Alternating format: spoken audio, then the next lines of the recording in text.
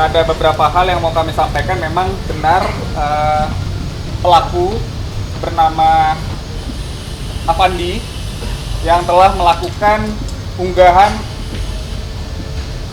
berupa materi pengancaman kepada klien kami, Mas Rizky Bilar, beserta dengan seluruh keluarga, yang dimana materi tersebut telah terpenuhi unsur ancamannya sesuai dengan pasal 29 Undang-Undang ITE dengan ancaman 4 tahun penjara. Nah, namun dalam hal ini Mas Bilar mengambil kesimpulan dan keputusan bahwa telah memaafkan pelaku. Saya dan tersangka telah sepakat untuk melakukan perdamaian ya.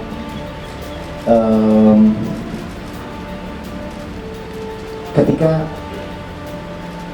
saya sebelumnya difitnah, dihujat, atau si pelaku membuat atau mengunggah konten-konten yang sifatnya jauh dari fakta yang terjadi, itu saya jujur marah.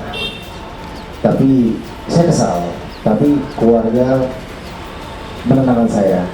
Tapi ketika si tersangka melakukan pengancaman, bukan cuma saya yang terancam, tapi keluarga saya pun ikut terancam. Maka dari itu timbul inisiatif dari saya untuk melakukan pelaporan ya. Namun pada akhirnya setelah bertemu dengan pelaku juga meminta maaf kepada saya. Hati nurani saya berkata bahwa saya juga manusia biasa. Saya juga punya kesalahan dan kapasitas saya sebagai manusia adalah untuk saling memaafkan pada sesama. Namun kedepannya mudah-mudahan saya harap dengan maaf yang saya kasih tidak menjadikan ini membuat orang lain melakukan hal yang sama gitu. Karena pada dasarnya saya juga punya batas sabar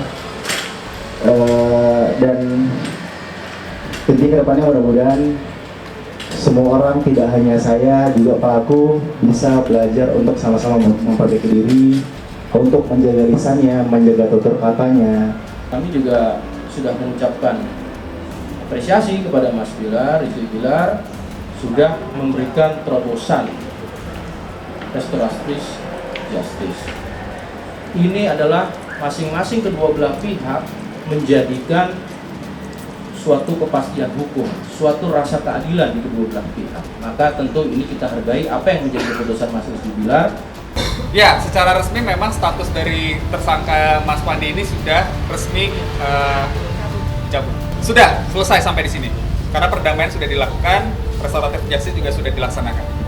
Ini memang semuanya akan berproses dan itu bertahap semuanya, tidak mungkin dilakukan dalam sekaligus. Jadi memang hingga saat ini sendiri masih kita menunggu proses untuk tahapan pelaporan yang lain-lainnya gitu. Jadi harapan saya, Mas Bilar, Mbak Lesti juga stop, hentikan yang namanya ujaran kebencian, fitnah yang dimana tidak bisa dibuktikan secara real terhadap siapapun, bukan hanya kepada keluarganya Mbak Lesti sama Mas Bilar, tapi kepada siapapun, hentikanlah gitu. Baik, saya menyampaikan bahwasanya video pengancaman, video pengeditan semuanya tentang Mas Bilar dan Mbak Lesti itu semua saya yang melakukannya.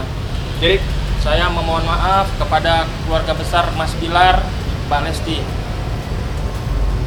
dan kepada seluruh fans Mas Bilar dan Mbak Lesti. Motif saya ingin viral, Mbak. Saya sangat menyesali semuanya. Mohon maaf sekali, Pak. Ternyata orangnya sangat baik, mulia sekali hati beliau. Sangat menyesali setelah saya tahu Mbak Lesti orangnya sangat baik, Mas Bilar sangat baik, semua keluarganya. Jadi pikiran saya saat itu, saya nggak tahu Bang, mengalir begitu aja Bang. Lalu kan videonya saya hapus Bang, cuma 2 menit saya hapus.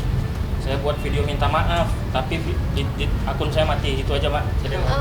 Kalau dari saya alhamdulillah semuanya udah berjalan dengan lancar dan kebesaran hati suami saya Masya Allah akhirnya memaafkan apa yang dilakukan oleh Mas Fandi. Semoga setelah ini Mas Fandi tidak melakukan hal-hal yang tidak baik lagi. Siap. Yang bisa menyakiti perasaan orang lain. Siap, Mas.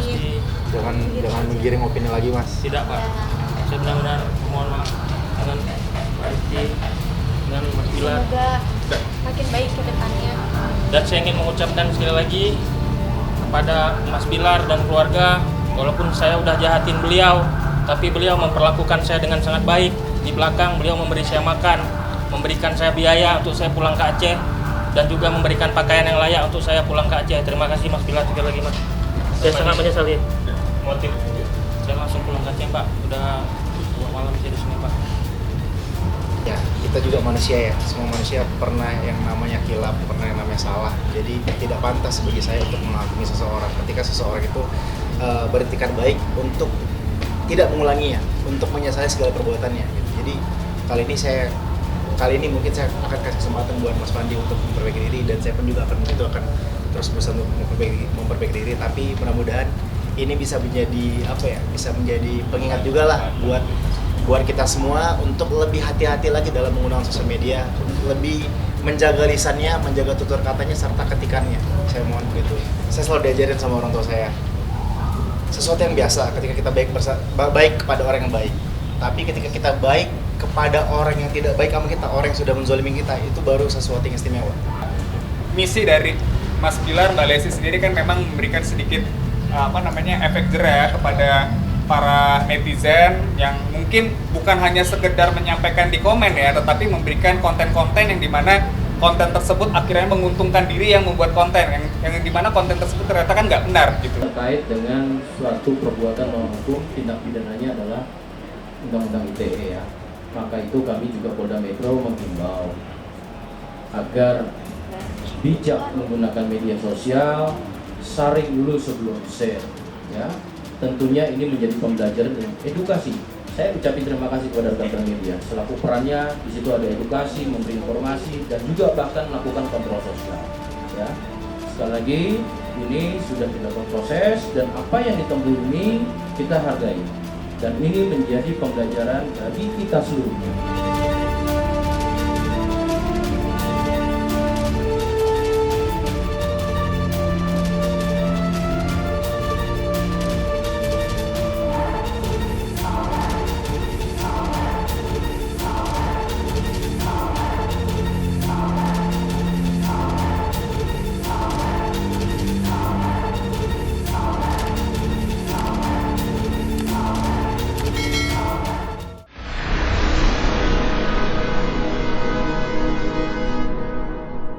Jadi jangan lupa untuk subscribe Cumi Cumi.